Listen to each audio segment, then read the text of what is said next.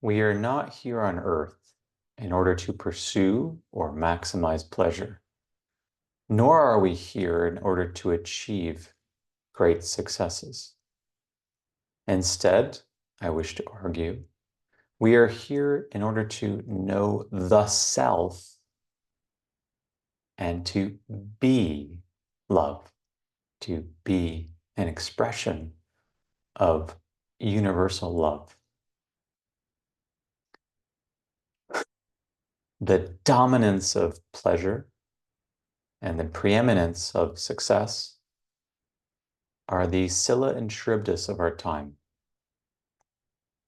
We can look at this problem historically and then metaphysically.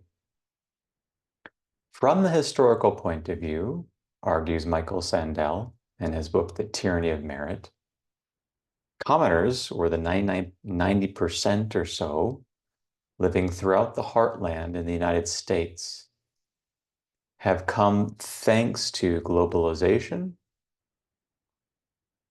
illegal immigration, tax arbitrage, the outsourcing of manufacturing to China and elsewhere, to believe that the point of life is consumption. Having lost the dignity of work, by and large, commoners in the heartland have come to embrace acquisitions. You can see this when you go by poor neighborhoods. Still, there is a TV satellite dish, or there are plentiful cars, there are mobile phones, and so on. This, I would argue, is a kind of buyout that meritocratic elites living on the in the coastal regions of the United States have put forward in order to appease those who are experiencing great dissatisfaction. But pleasure, understood in terms of consumption, is unsatisfactory, even historically speaking.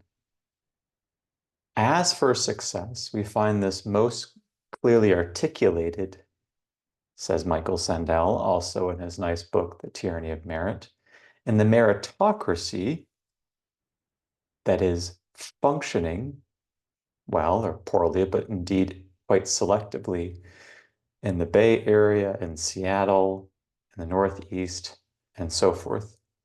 These could be called the oligarchic, meritocratic, managerial elites, or the 10%, or as Matthew Stewart, in a very fine essay published in The Atlantic in 2018, will term them the 9.9%.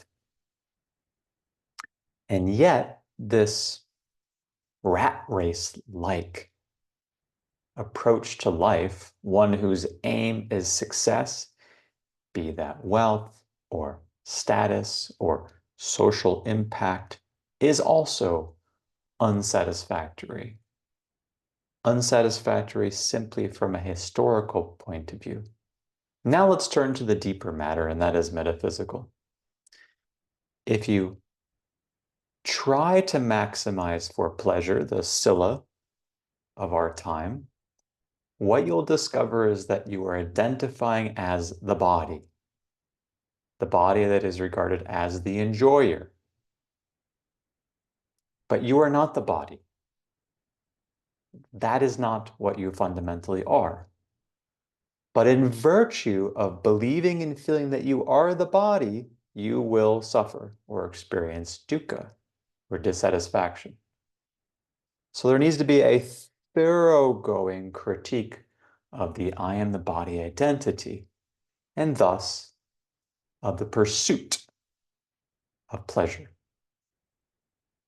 And yet you're also not the doer, for it is from the point of view of the doer or the agent that it seems as if such a one can achieve an object termed success. So long as you identify and feel, I am the doer, just so long shall you experience dissatisfaction or suffering. That is not what you are either. Therefore, if you are neither the enjoyer, nor the doer, nor neither the pleasure seeker, nor the achiever, then who or what are you? This brings me to my central claim in this video essay. You are universal consciousness, or you are the self. This is our first fundamental concern here. It is to know the self, to know the essential nature of our being. When it's understood that one is not the body, one is not prana or energy, not some kind of vital energy, that one is not the mind or the intellect. When it is understood that one is not any of these, then in due course it is experientially understood that one is universal consciousness. One is fundamental being. That is the first reason we are here, to realize the very truth at the heart of existence. The second reason we're here follows from the first, both logically, but above all, deeply and experientially. We are here to be love. For if it is true that universal consciousness, or being, is what there essentially is, then love is simply the natural expression of being or consciousness for itself.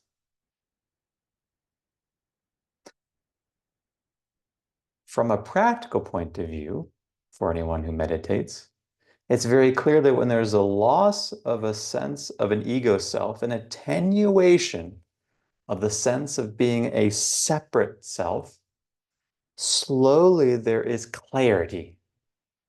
That clarity revealed most especially as universal consciousness. But there isn't just clarity, there is also love or compassion. For it starts to really feel as if all these are me and mine. My sense of self is, as it were, expanded to include all,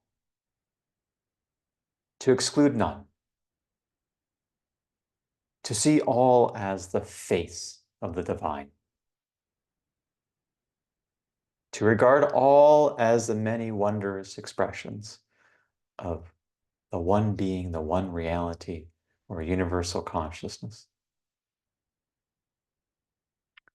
You could say in brief, then, that the first point is to know the self, to be the self knowingly.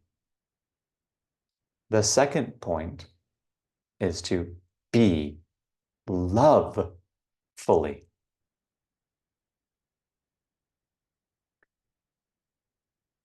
These, and there's really only one reason in the final analysis, are the very reasons why we are here in the first place.